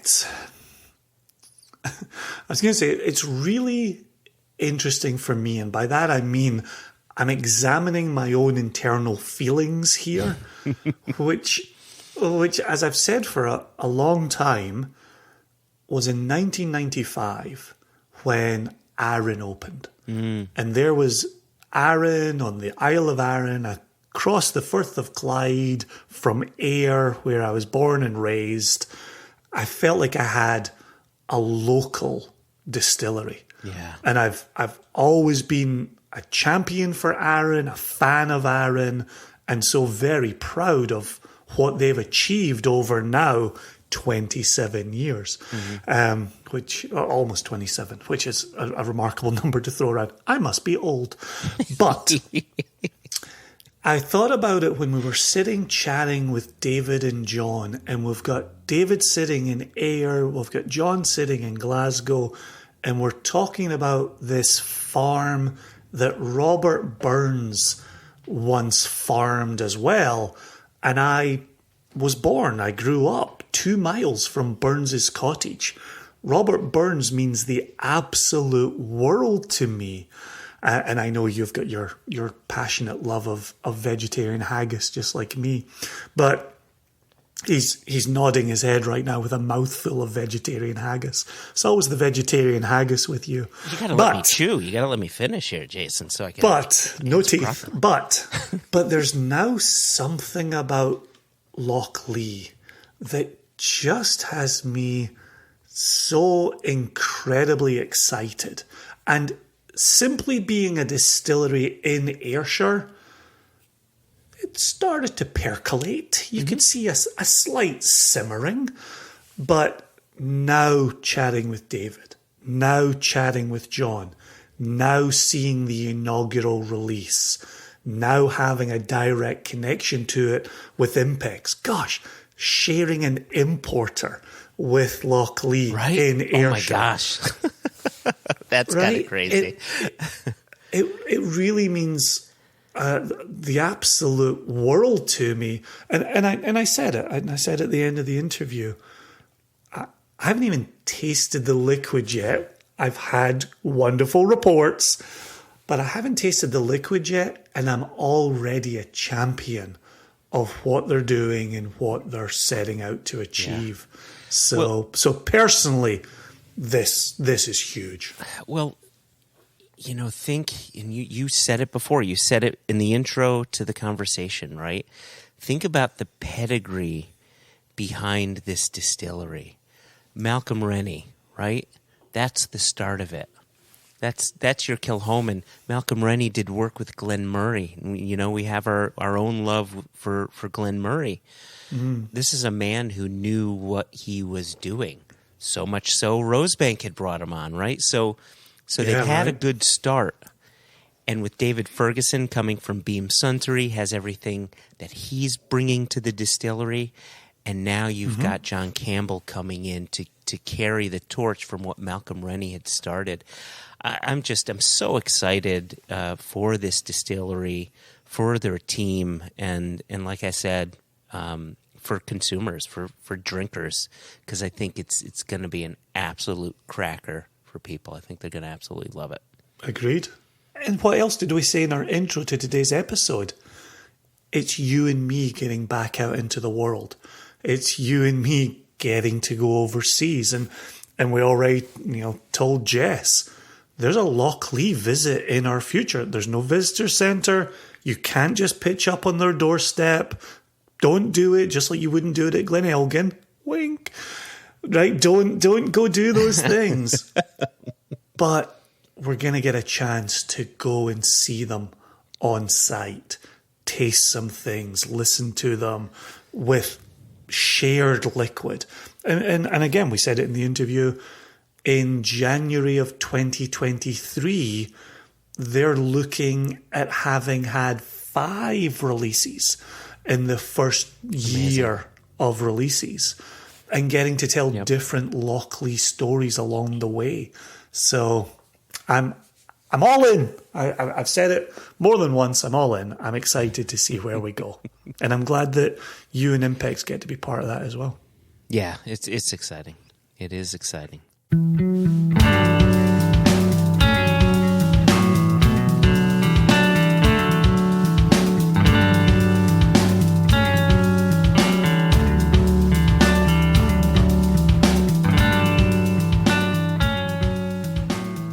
Do we have any news to report this week, Jason? I don't think we do, but maybe I'm thinking wrong. So for season 6, you and I, like any good marriage, we're mixing it up in the bedroom. Oh, bounce you! Oh, wait, do you hear that, Jason? That is a wah pedal. It's always the what pedal with you? It's always to the wah pedal. Wah. It's always to the wah pedal. Always with the you. wah pedal with you. Wah, wah, wah. For season 6, what you and I wanted to introduce was a little bit more variety. And so we've All right. and so we've They call those snacks, Jason. Some communities call that a snack. some call it swinging. Maybe we'll start swinging with our listeners. I don't quite know how to frame Break this. out your red umbrellas. But we're looking to have. Oh my God, this really does sound like a terrible argument that I would present to my wife. We're looking to have some more fun. You've been open to it, right? You've been wanting to try it out. I mean, you said you were open. These are your words. I'm just quoting your words back at you. Terrible. I've had far too much high quality Kilhoman to have this I've had- argument. Yeah, exactly. Okay, sorry. So, there will be episodes where we have news. There will be episodes where we have emails. There will be episodes where we do some different kind of things. And I just want our listeners to be open to that. But Wait, hold on. Given their silence, it sounds like they agree. to be I didn't hear clear, them. silence is not consent. Just to be clear. So No, let's be very clear. Very clear. Yeah, so I like this. So we'll sometimes news, sometimes not, sometimes email, sometimes not, and then there's things we want to add, like you said. So continue, please. we're coming out of the mailbag episode. The mailbag episode was incredibly well received. Incredibly so. Oh my gosh, It yeah. was incredibly well supported, and then it was incredibly well received. So that makes me very happy. There are many questions that we did not get through in that single episode. And so as the episodes go along, we're going to even pivot back to some questions that we didn't get to within the episode. One of which comes from Kevin Dunlop. And we're going to get to that next time out the gate.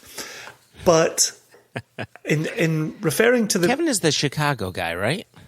yes, memory yes, there serves. was we did cover a portion in the episode, and then there's a portion we did not get to in the episode, and it was a good portion. Yep. So we are going to come back to it.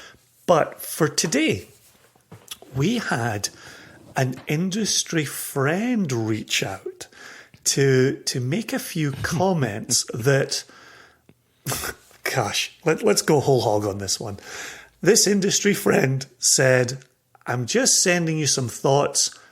These are not for the padcost regular listener, right? But we read them and we said, these have to be in the padcost. These are really excellent and would sit well with our listeners. And we'd offered up, what about if we just kept you anonymous and we put your words out? The person wrote back and they said, okay, anonymity will work. Maybe don't include the fetishism stuff. And we said, well, we're going to include the fetishism stuff. And they said, yes, I do. So here we go. It's a big email. I'm not going to apologize for that. And so I would say get comfy because there's a lot coming. Okay. All right, hold on. I'm getting comfy, and I've actually just poured a bit more Kilhoman, so you do Well, you. I made a mistake. I just finished my second. So anyway, Oh, Jason. dear whiskey influencers. So this person has come to the right place. Congratulations on rummaging through the post and putting together such an entertaining and enlightening episode. Certain topics resonated hard with me, and I wanted to share some thoughts of my own. Parentheses, they're probably not for repetition on the padcost. Close parentheses. The subjects in question were 1, finishing bourbon. And I don't think that means bringing your glass to a close. I think it means putting it into other Yep. I finished this bourbon. Next one. other casks. So here we go. I'm finding my mouth is drying a little bit here, so I've just poured a little more Kilhoman. Smart. There's the rubbing that you hate, Joshua. This time I know There's that I'm the rubbing. doing it. I told you before. Everybody hears it. You do it, and it's... That time I knew I was doing it, at least. So number one is the finishing of bourbon. Number two is bourbon jumping the shark. And then, in parentheses, surprise, surprise, they're connected. So here we go. The first topic, finishing bourbon, piqued my interest as I have been slowly deconstructing the quote-unquote purity fetishism within whiskey. It seems odd to me that folks celebrate the people that distill spirits and fill those spirits into cask. However, once that spirit is in the cask, the thinking goes that those same people should leave it the heck alone. Why? I think this quote-unquote just let the cask do the talking bias masks a deeper distrust and a failure on us all to communicate the value add that human intervention so often represents. The underpinnings of this distrust is the notion that intervention indicates a flaw. Just sidebar. This is why I wanted to include this, because it really touched on what you and I were covering in our answer here.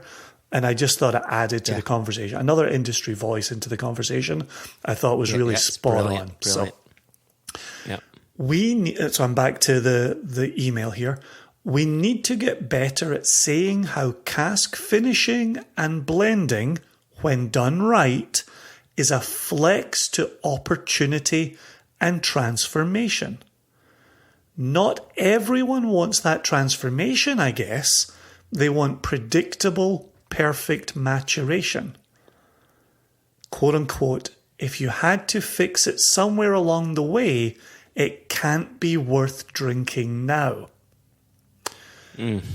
I'm sure psychoanalysts would make merry with this stance. I just find it frustrating and short-sighted. Where is that less great whiskey, of which there is a lot, going to go? I am pro-finishing bourbon because at least it is interesting. And he put interesting in italics. Oh, look at that. That's serious business, Jason. This brings me on to point 2. And then I nearly didn't bother asking if we could repeat this because this is a horrible compliment for you. And I really didn't want to be the one reading this on the podcast. Son of a bitch. God damn it. Every time, Jason. Oh, this, what I'm about to say out loud, I'm going to have vomit in the back of my throat as I say it. Just so you know. Okay, a little bit of Kilchoman to give me some courage. Delicious. This brings me on to point 2. So ably unpacked by Joshua. A ba-boom. A ba-boom. All those store picks are fine, really. They'll taste just lovely. As long as it is whiskey from one new charred oak cask, and to connect with my point above, it will simply sit in the slot expected of it. Consistency, right? My word here, consistency. The word you hear going around. The one C word that we don't bleep on this Any podcast. distillery. This author continues, you read out the James Foster email praising the Kilchoman finish Catoctin Creek, the one that we had a wee sip of before we started recording today. And Joshua, in hearing that email, said he had a tear in his eye. Of course! Because this wasn't a cask you bottled, it was a project you shaped. It is a release that wouldn't have happened without you. We're both basking in the glory of these words. Yeah, he's trying to bring a tear to both of our eyes, not just. And by he, I mean they, because we haven't said whether this is a woman or a man. Don't attach a gender to an anonymous email. Yeah. However, if X Store Wyoming didn't pick that barrel of Distillery Y, someone in Tampa or Tucson would have. That's a much less exciting proposition to me than your Catoctin. And the author says, sincere mazzles on a whole decade of SCN. You folks should be really proud. You don't get that email in your inbox and not run it on the padcost. No, you don't at all. And sincere thanks to Bruce Dickinson of Iron Maiden for sending that email along. Oh shit, we weren't supposed to say who it was. Yeah. Bleep out the Bruce Dickinson name. Don't use that. Yes, the Bruce.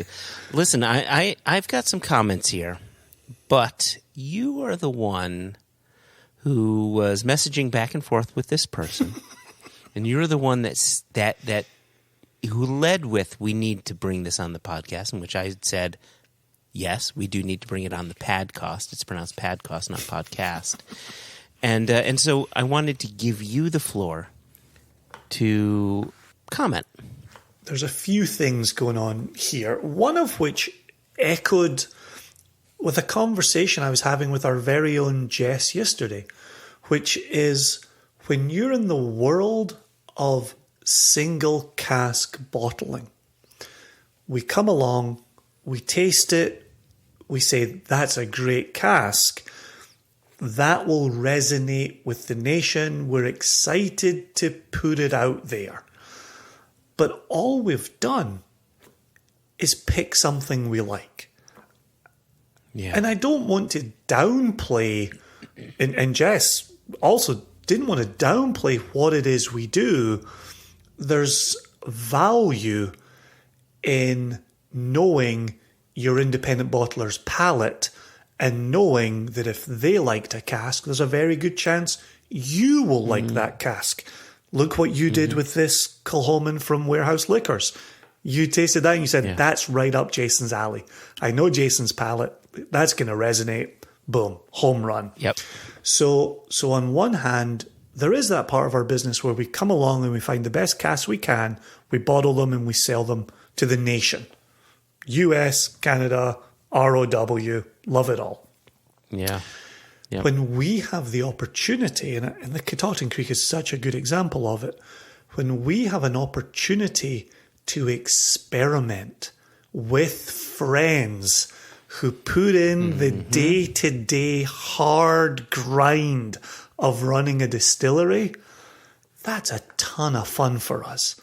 And the fact that we didn't know what the outcome was going to be when we combined those two 30-gallon Catoctin Creek New Charred Oak casks into the Kilchoman XPX Hoggy, it was exhilarating and worrying, but it held so much potential. Yeah. Yep. And as we tasted it, and we've described this on the podcast, as we tasted it and we saw it starting to come together and then seem to be farther apart and then be a complete article and the feedback on it, remarkable. And Foster was an example of that. That felt like an achievement where something was done. And we've got it with some single batch nation releases where we've said, these casks work together. And that seems like a great little project we've put out. And we go back to the very beginning of One Nation Under Whiskey with Mark Watt putting together some small batch releases for Cadenheads. And he felt like that was a bit of an achievement. And some people would say, but it's not a single cask. What are you trying to hide? This is to the author of this email here, right? Whiskey consumers are so passionate about this industry, but they're also so aware of having the wool pulled over their eyes.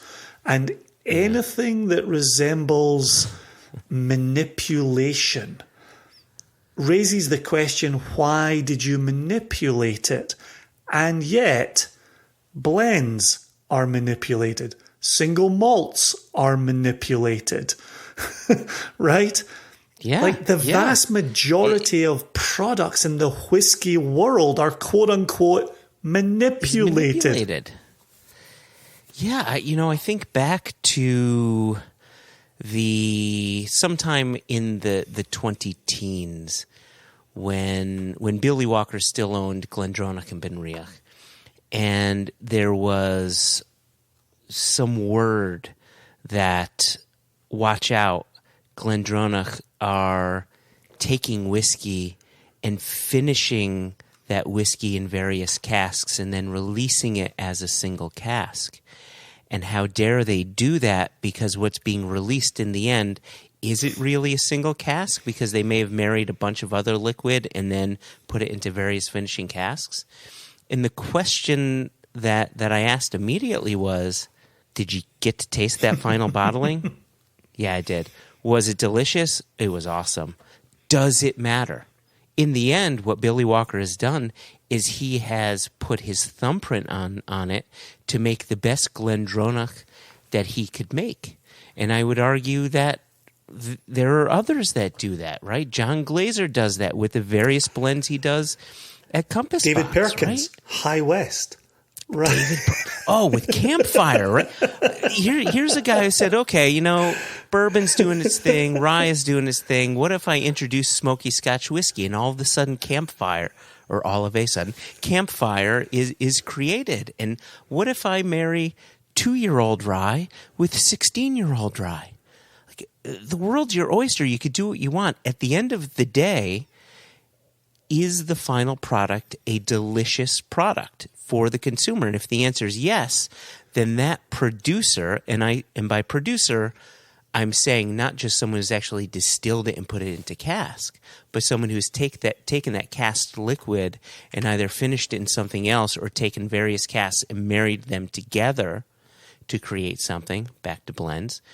If they've created a beautiful product, what the hell does it matter? And yes, at times you will get whiskey that's been sitting in knackered wood that isn't doing anything, and you need to turn the ship around. But if you've turned the ship around and the final product is a delicious whiskey, what the hell does it matter? Which, to this author's point, speaks to that purity fetishism, right? Yeah.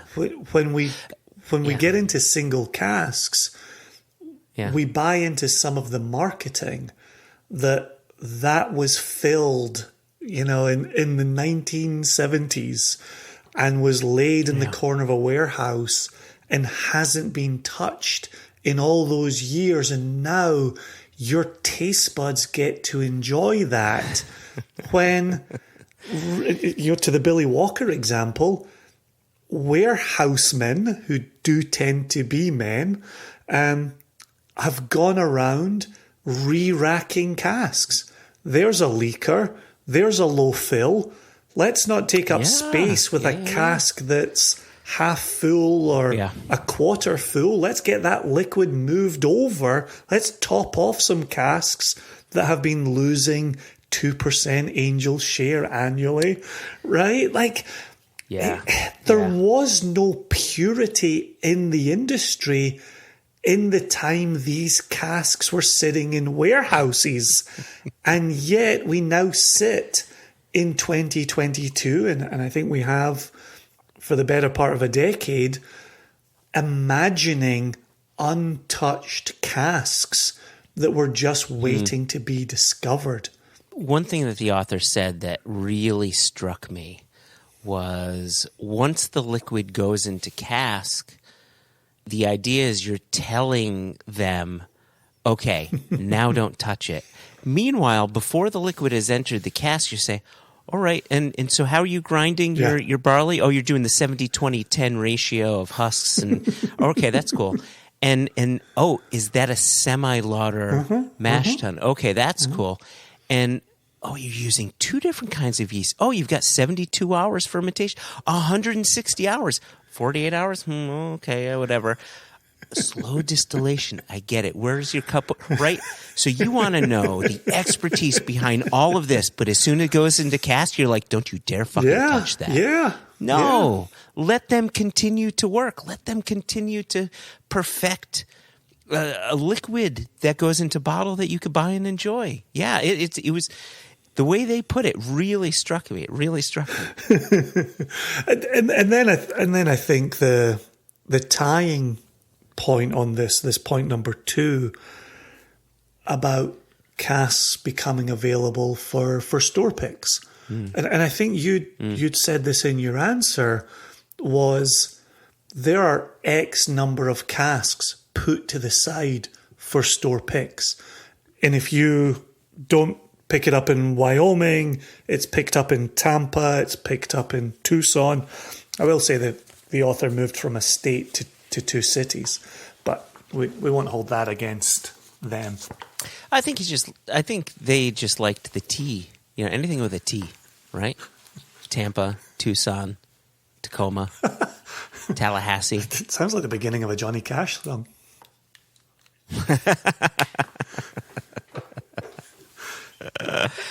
Jason, I'm so glad you brought that email out, and I'm glad that the author was okay with us bringing it up, so long as we didn't mention who they were. Yeah, and there were a few details I omitted along the way that maybe shared a few too many clues, but it was excellent. I thought it was.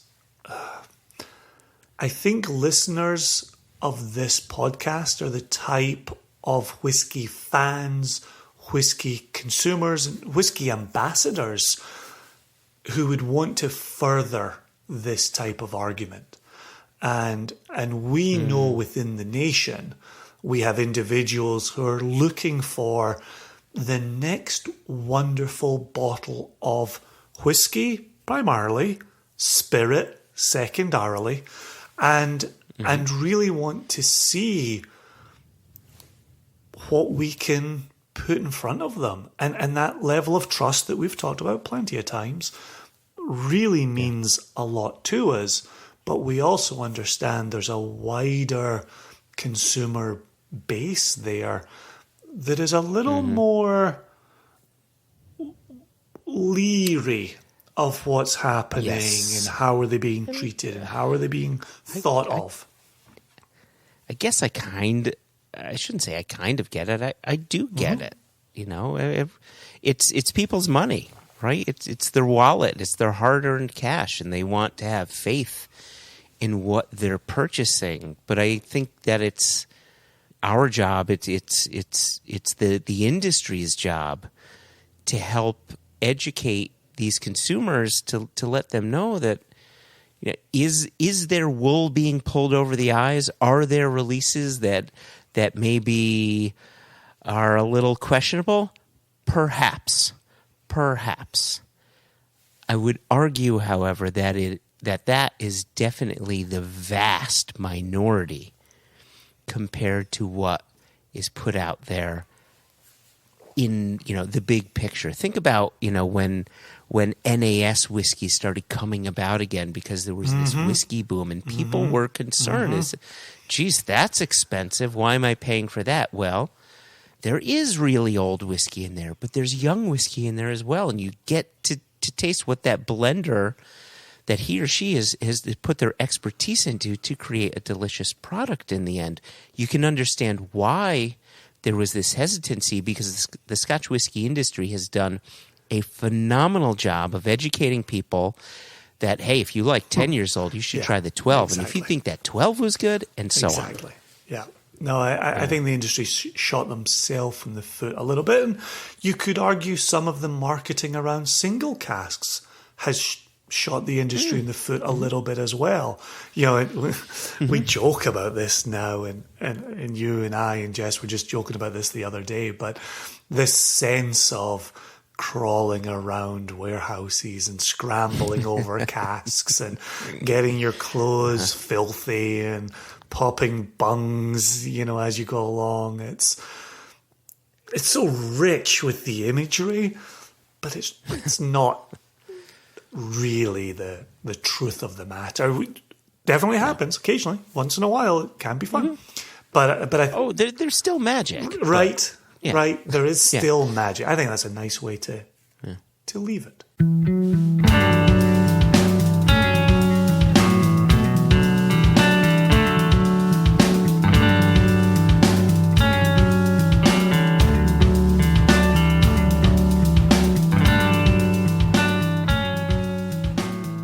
Jason, this was brilliant.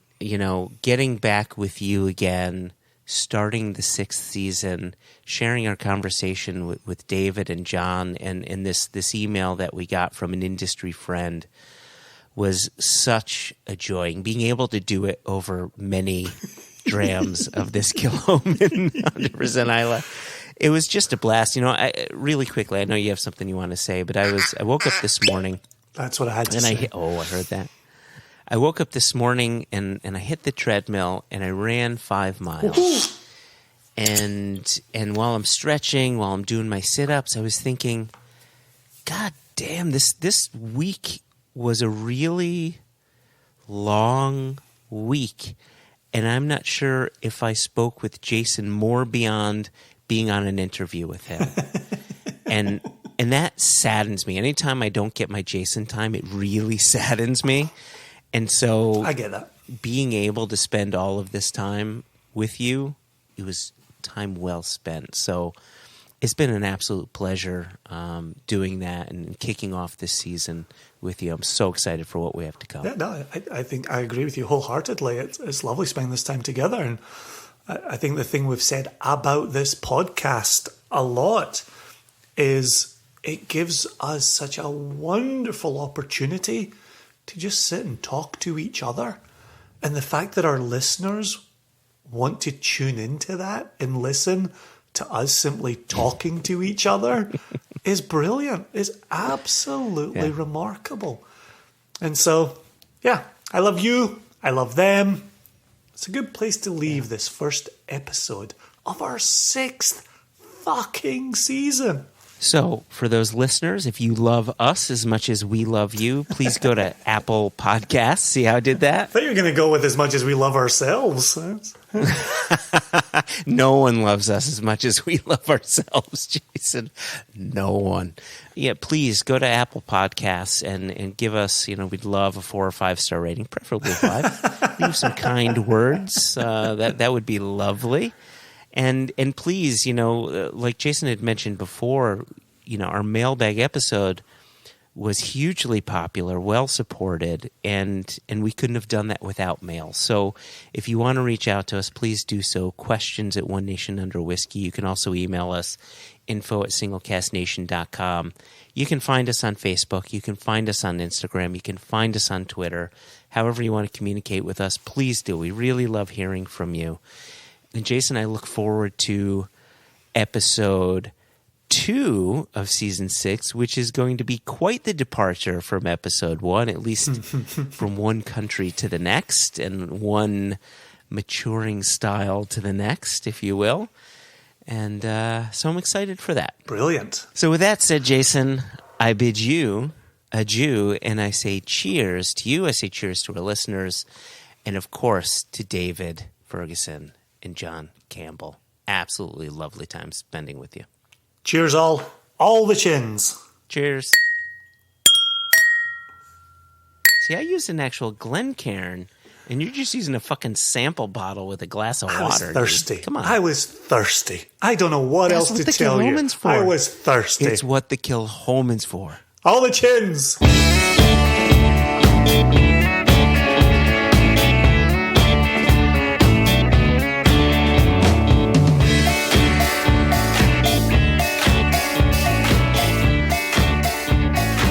Someone's a big old jerk, and his name I don't know why. Jason.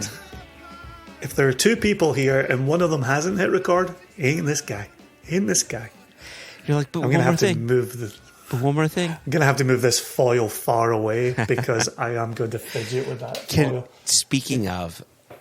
Did you hear me drop my cork yesterday? No, I didn't. But the number one thing, and I don't edit it out because it very much is a you thing, and I kind of like it. Swallowing water. No, is this. You do. You do this Was I doing it yesterday? You do it all the fucking time. It's hilarious. Oh, wow.